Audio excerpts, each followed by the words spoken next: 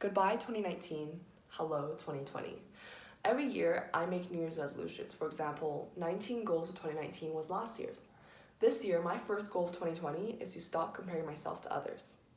Back in grade 1, I remember running this race. And this wasn't just any race, okay? This was a race that was timed by my PE teacher, so it was a pretty big deal for us 6-year-olds. I just remember focusing my sight on the white of the finish line ahead of me, and I ran towards it with all my might. I was running so fast, I felt like I was flying. And then all of a sudden, I noticed something. I noticed that one by one, my friends started disappearing behind my eyesight. Even though we had all started at the same starting line, I was somehow in the front now, leading the pack, and everyone else was behind me. That felt a little strange to me. And the first train of thoughts that passed through my head was, is it weird that I'm running this fast? Will my friends be jealous or think of me differently because I won the race without them? And as I let those train of thoughts pass, I noticed that my footsteps began to slow. I went from a run to a jog and then to a walk in order to wait for my classmates to catch up to me.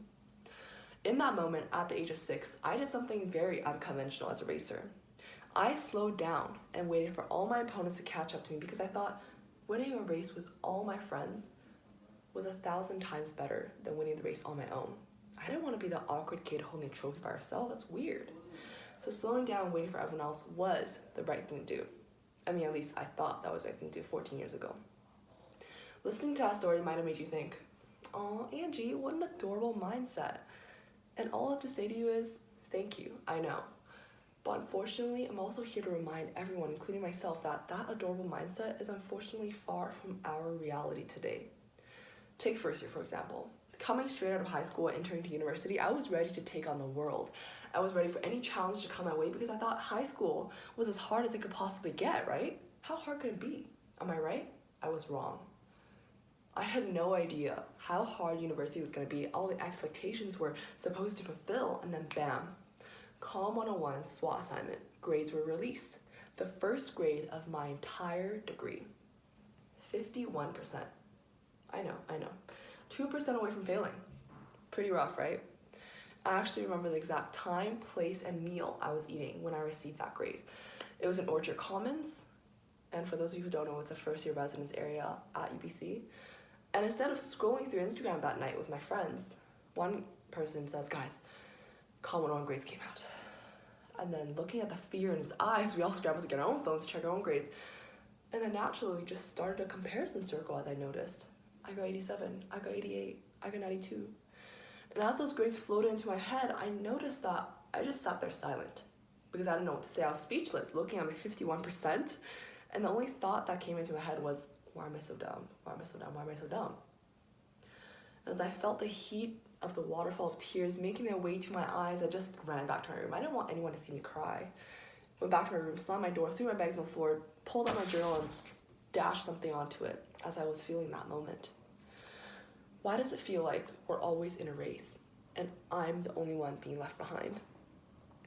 I know I'm supposed to be happy for them, which I am when they're winning, but it's so hard to be happy when I feel like I'm the only one being left behind. First year was rough, but looking back, it was only rough because I chose to drag myself down the most difficult path there is, and that is a path down Comparison Avenue.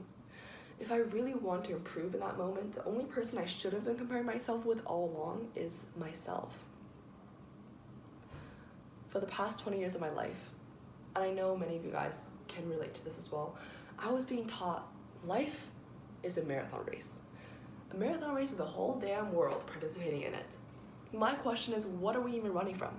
Why are we even running in the first place? I don't even like running.